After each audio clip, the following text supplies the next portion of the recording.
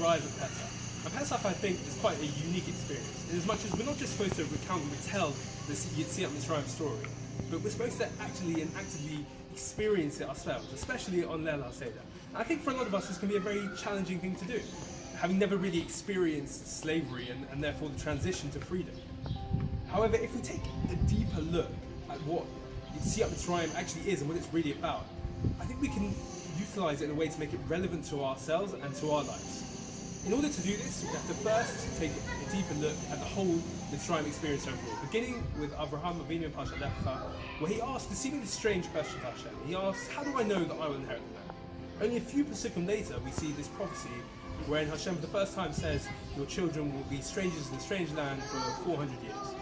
Now, some Mefarshim like to connect these two by saying that Abraham had some sort of lack of faith and lack of belief in Hashem, which is why he was punished with his children being enslaved. But I think, according to Ramban, he explains that what was driving Abraham's question was actually something else entirely. Abraham was really worried that his children would be sinners, that they wouldn't be able or ready to connect to Hashem's spirituality in order to receive all the gifts and the wonderful things that Hashem had actually promised Abraham. And so, in this context, Hashem's answer still seemingly makes even less sense.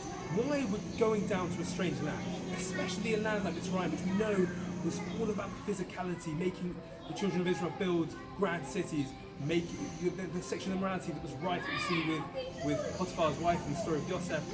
Why would making the children of Israel go to such a place make them more connected to spirituality? And I think actually the fact that Mitzrayim was on such a low level is for this exact reason that Yetziat Mitzrayim was so potent. Hashem took a nation that we know had so much tumor, we know was so immoral, almost completely embedded with Egyptian society, and took them out to a place of spirituality. And that's really the story of Sefer Shemot, culminating in the building of the Mishkan. The Mishkan, which was the epitome of spirituality, the epitome of Avodas Hashem, of worshipping Hashem. And we see that the whole Sefer Shemot is some sort of story of freedom. And the epitome of that, the climax of that, was the Mishkan. You see here that Hashem took the Jewish people from this place of materialism, this place of physicality, and took them to an entirely different mindset of spirituality, of serving Hashem, something higher. I think that this can be seen even within the Haggadah, where in Avadim Hayinu we have an interesting question. Because we say in Avadim Hayinu, if Hashem had not taken us out of Egypt, we would still be slaves to Pharaoh, ourselves and our children would still be slaves to Pharaoh even today. And we know that simply historically it just isn't true. So many different things happen. There's not even a Pharaoh in Egypt today for us to be slaves too. And the Gemara Kedushin seems to allude to an answer to this problem. It says Avadim Hayinu does not use the word Avadim, we'd still be Avadim to Pharaoh. Rather, we'd still be Meshuabah. We'd still be subservient to the mindset that Pharaoh had, this mindset of here and now and materialism and physicality. And Hashem took us out of that mindset and took us to a mindset that was so much holier, so much purer. And I think in essence, that's really what freedom is really about. The ability to leave behind the materialistic world and go for something spiritual. In fact, we see in Pirkei Avot, in the 6th parag, that we say, Ein Cheirus Ela Mishta Sefer Torah, that there's no freedom except for within the Torah. And Rav Horn pointed out that this seems almost impossible to comprehend. The Torah, with all its 613, if you like, restrictions on our lives, telling us how to live our lives, what to do, how can that be the key to freedom? And I think the answer is that our understanding of freedom is somewhat flawed. You see, our understanding of freedom today is kind of, if you'll forgive me, the American understanding of freedom, the pursuit of happiness, the ability to have the freedom to follow our desires, to do whatever we want in that sense. But I think simply that can't be true, because if that's what freedom is, then we're not really free, we're just subservient to our own desires, to our own animalistic nature. What Hashem shows with the Yetziat Mitzrayim experience is that freedom is not about being able to fulfill your basic animalistic desires.